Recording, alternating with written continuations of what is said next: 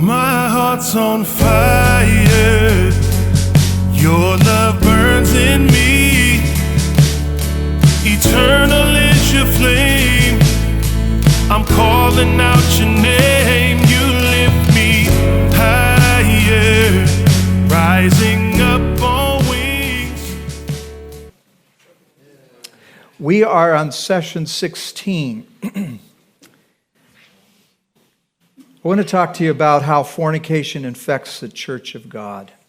You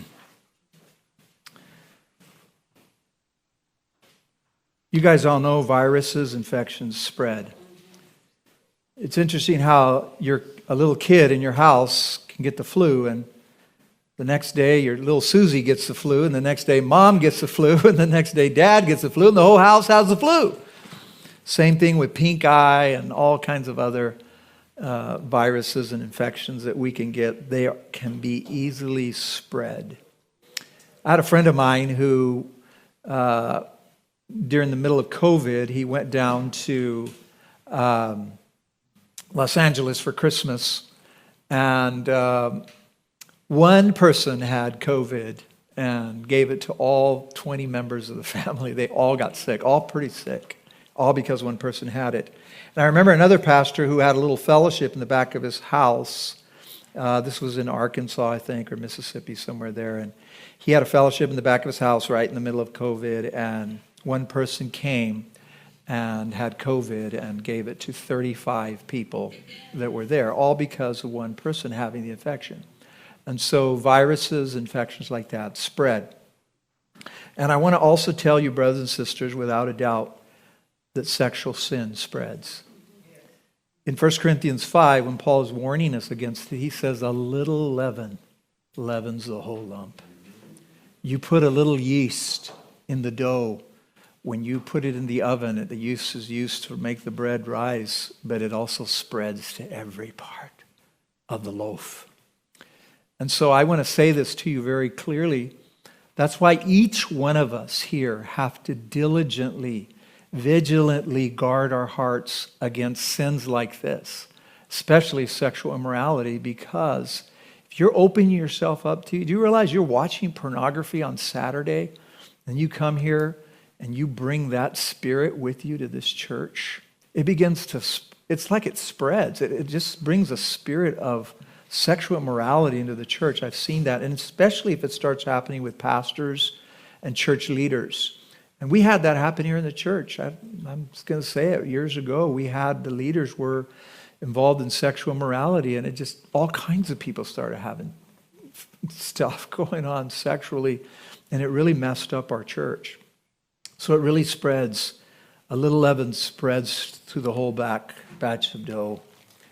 Let's go to 1 Corinthians chapter 5. Paul is going to be totally anti-PC. You want to talk about being not political correct. I mean, this is a throwing down the gauntlet. I think people would throw Paul out of the church today if he came preaching this. This sounds so kind of mean. But you got to understand Paul's heart behind it. He's not being mean. He's protecting the body. He's protecting the church. Would you allow a person known to be a evil person, a bad person, to come here and to work in our children's ministry? If it's a person that's been a person who's violated people, would you let them in there? No. We show them love by keeping them out of there. We show our people love that way. No same thing here. 1 Corinthians 5. Let's begin with verse 9. I wrote to you in my epistle not to keep company with sexually immoral people. Don't associate with them. Have nothing to do with them, one translation says. Don't keep company with sexually immoral people. And he goes, I certainly did not mean the sexually immoral people of this world. See, he's saying, well, you got to go to work. You're going to find people out there that are not Christians, and they could be involved in sexual immorality. Or with the covetous or extortioners or idolaters, since then you need to go out of the world. Yeah, we got unbelievers all around us. He says, but now I have written to you not to keep company, don't associate with, have nothing to do with anyone who names himself, he calls himself a brother, but he's sexually immoral, or he's covetous, or an idolater, or a reviler, a drunkard, or extortioner. He goes, not even to eat with such a person. Don't even eat with him. Some translations say don't even have a meal. Don't go out to eat a meal with him. For what have I to do with judging those who are outside? That's not our responsibility to judge people on the outside.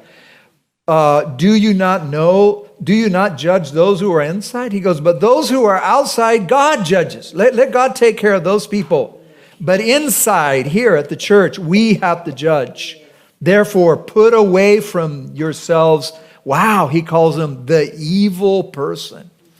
I tell you, this is totally goes against the grain of what so many people believe. But why is he saying that? Why this kind of exclusion? Why do this? Because of what he just finished saying in verses 6, 7, and 8 that leads into this. This is where he talks about a little leaven leavens the whole lump. He says you need to purge out the old leaven, verse 7, so that you can get a new lump. He says you can't come to the feast with the old leaven, the leaven of malice and wickedness. No, you need to come with the new bread, the new unleavened bread of sincerity and truth. So Paul here is wanting to protect the church body. Don't let people who are sexually immoral in, because they're going to start influencing other people. They're going to say, oh, you're living with your girlfriend? Well, I can live with mine too, I guess. No, we can't do that. So I want to stress again, what we do privately can infect the church publicly. So we have to be on our guard. We are members one of another. If you go to the doctor and he says, oh, you have cancer in your liver, you don't say, oh, my liver has cancer. My hand doesn't have cancer. My leg don't have cancer. It's just my liver. No, you have cancer.